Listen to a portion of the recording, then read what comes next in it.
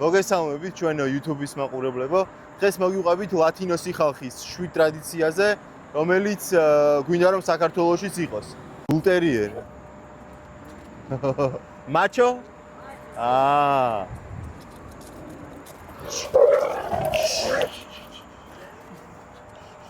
ეხლა ვართ პანამა სიტის ცენტრალურ ქუჩაზე, ბალბოას ქუჩაზე, სანაპიროზე და ანუ სადაც არ უნდა გაიხედოთ, ყველგან ძალიან ბევრი ბავშვია.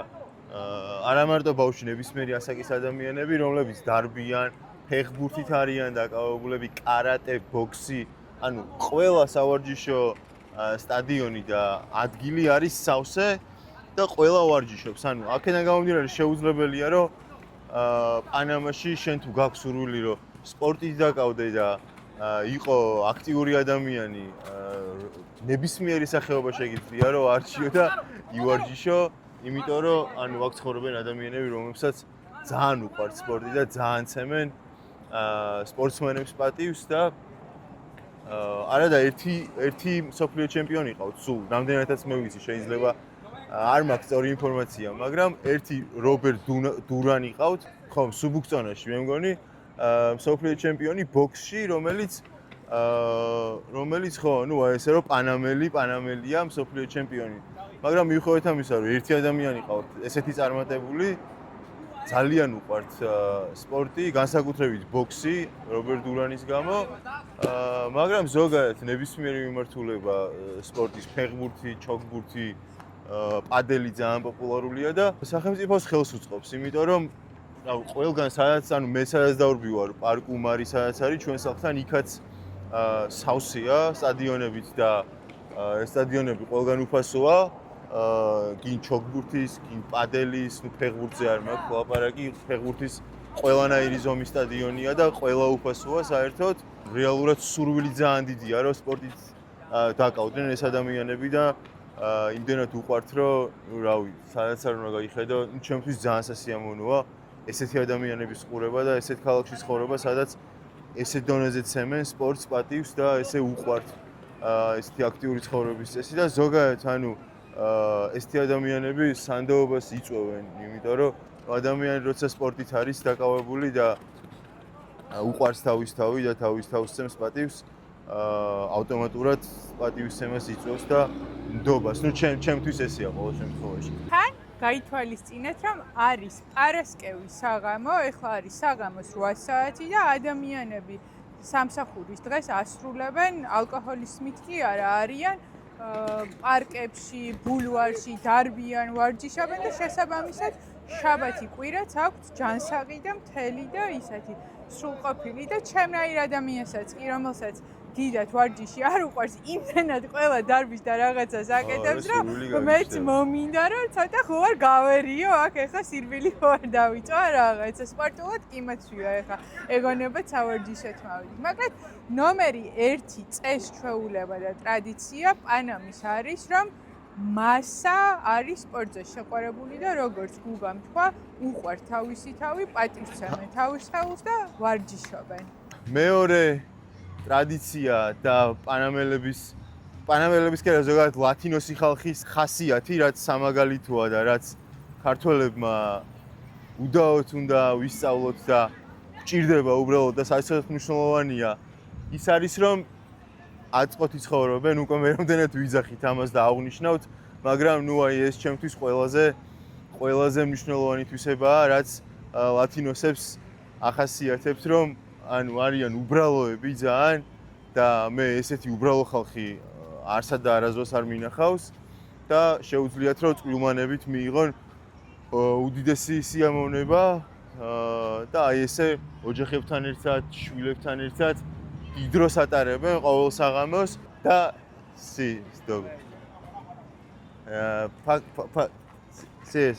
cachorro. Sí. $18 meses. Sí. No. ¿Pero lo compraste dónde? ¿Dónde lo compraste? Argentina. It's from Córdoba. Argentina y Panamá. Ok, excelente. Gracias. Okay, gracias. Gracias. Ciao. შეგვიძლია რომ მივაბათ ამ ტრადიციას მეორეს, მესამე და ვთქვათ, რომ არის ყველაზე მნიშვნელოვანი, შეიძლება ითქვას, ლათინოს ხალხისთვის ოჯახი და კვირა დღეს ატარებენ, ესეთი ტრადიცია აქვთ, რომ კვირა დღეს ატარებენ ბებიებთან და ბაბუებთან ერთად და იკრიბება მთელი ოჯახი ერთად და ნუ ესეთ ცხოვრობენ არა მარტო პანამელები, კოლუმბიელი, ზოგადად ლათინოსი ხალხი და ნუ რაც ნუ მე ძალიან მომწონს ეს ტრადიცია. ოღონდ ისე არ აქვთ, რომ აი ზოგი იკრიბება, ზოგი არ იკრიბება, ანუ ის 95% მოსახლეობის ცხოვრობს ესე, რომ წყალი არ გაუვა ყოველ კვირას, უნდა შეიკრიბონ და ესე მთელი ოჯახი, დიდი ოჯახი იკრიბება ერთად და აღნიშნავენ ესე ჩვეულებრივ კვირა დღეს. სხვათა შორის სახელმწიფოსგანაც აქვს ამ ესე ვთქვათ ოჯახის დღის ტრადიციას ხელშეწყობა და ყველა რესტორანში და კაფეში 70 წელს ზემოთ ადამიანს, ბოდიში 65 წელს ზემოთ ადამიანს, ანუ საპენსიო ასაკის ადამიანს აქვს 25%-იანი ფასდაკლება და თავიდან მე და გუგა ვერ ხვდებოდით, რომ შაბათ კვირას გადაჭედილია ჩვენი რესტორნები ახალგაზრდები, რომლებიც მოდიან ბებია ბაბუებით და ხალისობენ და სულ ფიქრობდით, რომ აი რა მაგარია, რომ ბებია და ბაბუები გარეთ გამოდიან და საკმაოდ ასაკოვანი შეიძლება 90 წლისაც იყოს და ბევრს დაბადების დღეს უხდიან ჩვენთან და ძალიან მაგარია, რომ სახელმწიფო დონეზეც კი ესმით, რომ ეს დღე არის ძალიან მნიშვნელოვანი და მოხუცი ხალხის ინტეგრაცია სამოქალაქო ცხოვრებაში იმისთვის, რომ სრულფასოვანი სიცოცხლე ჰქონდეთ და ესე ვთქვათ, ჩართულები იყვნენ ახალგაზრდა თაობასთან ერთად ქვეყნის განვითარებაში. მაგრამ სუპერ ტრადიციაა და ჩვენ ძალიან არ მოგწონს, რომ მოხუცები საქართველოში ძირითადად სხედან სახლში საპენსიო ასაკი როგორც კი მოუვათ, ძირითადად აღარ გამოდიან გარეთ და იქნებ რომ დავბრუნდებით რაღაც ცვლილებები მაგ მიმართულებით განვახორციელოთ ჩვენ მაყურებელთან ერთად და გადავედით მეოთხე ტრადიციაზე. მესამე, მეოთხე თუ მე რამდენიც არის, ანუ თვისება პანალათინოსი ხალხის, რომელიც ტრადიციის ნაწილია, ასევე არის ის, რომ ოჯახის წევრები უდგანან ერთმანეთს გვერდში და არ აქვთ ეს რაღაც შური და არაჯანსაღი კონკურენცია. მიუხედავად იმისა, რომ ქართველებისგან განსხვავებით, ბევრად დისტანციურები არიან, ნათესავები ერთმანეთთან და ეს გადამკვდარი ურთიერთობები არ აქვთ. მიუხედავად ამისა, გვერდში დგომა ოჯახებმა და ოჯახის წევრებმა ერთმანეთისთვის უფრო კარგად გამოსდით, თუ არ ვიცი როგორ თქვა, ანუ რაღაცნაირად ბოლომდე გვერდში უდგანან ერთმანეთს და ერთმანეთის არ შურთ და არ აქვთ ეს ერთმანეთთან რაღაც ხო ანუ კონკურენცია და ამ შემდეგ. ეგ იმის დამსახურება არის ჩემი აზრით, რომ ამ ქვეყანაში არის ნაკლები მატერიალიზმი და ნაკლებად არის შესაბამისად მატერიალური ნივთების და სიკეთეების გამო ერთმანეთთან კონკურენციას და უხარიათ ერთმანეთის კარგი და ერთი ნათესავის კარგი ნიშნავს მეორე ნათესავის კარგსაც და როგორც წესი, ესე ვთქვათ, ზრუნავენ ერთმანეთზე და მართლა ბევრი საოჯახო პატარა ბიზნესია, კაფეები, განსაკუთრებით სანაპიროზე, თევზის რესტორანი, სერფინგის სკოლები და რაღაცნაირად ერთმანეთს გვერდში უდგანან და ისე ხალისიანად და აქაც აწმყოში ცხოვრობენ. ალბათ ეს უნდოდა ხო გუგას რომ ხო, მართალი ხარ, კი, გეჩანხმების სრულიად. ეხლა გადავედით შემდეგზე. შემდეგი რაც ძალიან მოგწონს მე და ელენეს და რასაც სულ აღნიშნავთ ხოლმე არის თავიანთი ბუნების პატივისცემა და თავიანთი ისტორიის და ქალაქის და ქვეყნის ზოგადად მაგალითად კუნძულებზე არ შეიძლება რომ გაკეთდეს და აშენდეს ბეტონით რამე, მარტო ერთსართულიანი უნდა იყოს და ხის და არახასიათებთ ასევე რაღაცეები ჯღაბნა და ძეგლზე რაღაცას ამოტიფრვა მაგალითად და ვანდალიზმი, ხო, ანუ მსგავსი რაღაცეები არახასიათებს და ძალიან ურთხილდებიან თავიანთ ქალაქს და თავიანთ ქვეყანას.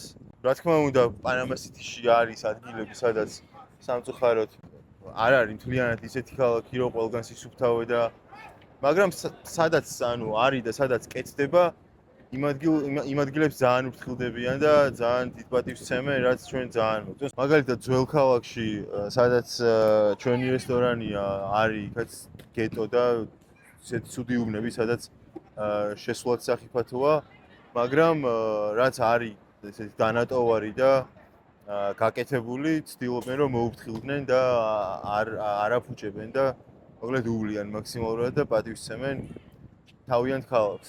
მე ძალიან რაც მომწონს და მახარებს აქ არის ის რომ ამ ქალაქს, ქვეყანას და ხალხს აქვს ძალიან დიდი მიმღებლობა ყველაფრის უცხოსი და ახლი. შეიძლება ეს განპირობებულია იმით, რომ ორი მხრიდან ოკეანეა და პანამის არხია და აქ ყოველთვის იყო ვაჭრობა და მიმოსვლა.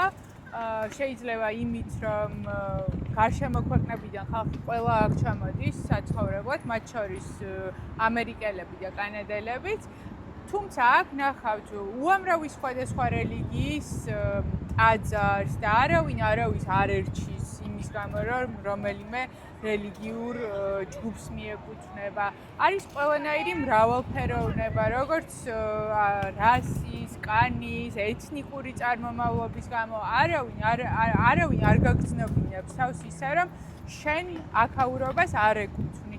და აქ გაგვიმართლა იმაშიც, რომ რადგან ესეთი მიმღებლობა აქვს, მიუხედავად იმისა, რომ კაციშვილმა აქ ქართული სამზარეულო არ იცოდა რა იყო და ჩვენთვის ძალიან დიდი რისკი იყო ლამბროს გახსნა, აღმოჩნდა, რომ პანამელები გიჟდებიან უცხოზე და ოღონდ რამე ეგზოტიკური გასინჯონ და ახალი, წარმოიდგინეთ, Google-ში 1,200,000 სერჩი აქვს ჩვენ რესტორანს და ქართულ სამზარეულოს პანამის ლოკაციაზე.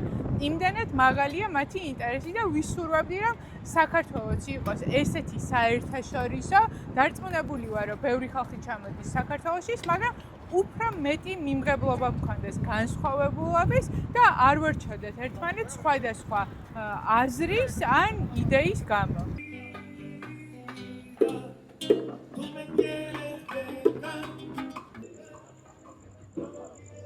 მეგობრებო და მეშვიდე ტრადიცია თუ წესი ესე დავერქვათ არის პანამური გართობა და საღამოები, რომელიც არ არის მარტო ესეთი მშვიდი, არის სხვა ტიპის გართობაც, რა თქმა უნდა, კლუბები, რეგატონი, კარიბული ჰანგები, რასაც აუცილებლად დავუთმობთ ცალკე ვიდეოს და გადავიღებთ, მაგრამ ზოგადად ძალიან მოგწონს ამ ქალაქის სიმსუბუქე გართობასთან დაკავშირებითაც.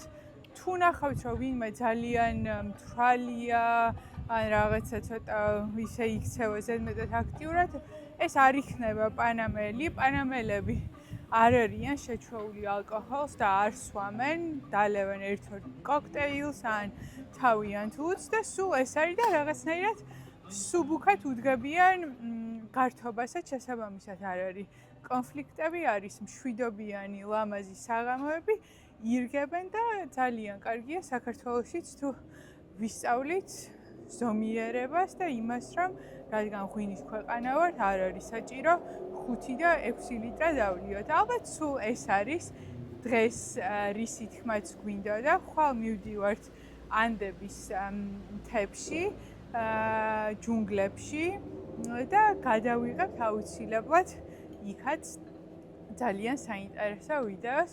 ვინც არ ხართ ჩვენი გამომწერები და უბრალოდ გვიყურებთ, ძალიან გთხოვთ გამოგვიწერეთ და ჩვენმა გამომწერებმა გთხოვთ დაგვიკომენტაროთ ამ ვიდეოზე, მოგწონთ თუ არა ესეთი ფორმატი. ხო, ეს ვიდეოც იყო პოდკასტი, თუმცა მოსიარულე.